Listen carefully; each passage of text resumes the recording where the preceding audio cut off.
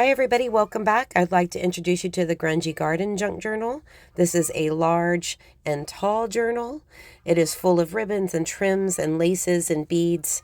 It is beautiful. You're absolutely going to love it. It has 3 signatures, 1 tag folder, 81 pages. It is full of all kinds of different papers and a couple of digitals that I've used on Etsy. You'll see them in the description.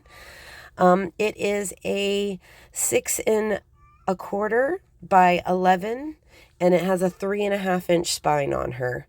And I really hope you enjoy this flip through. Thanks for watching.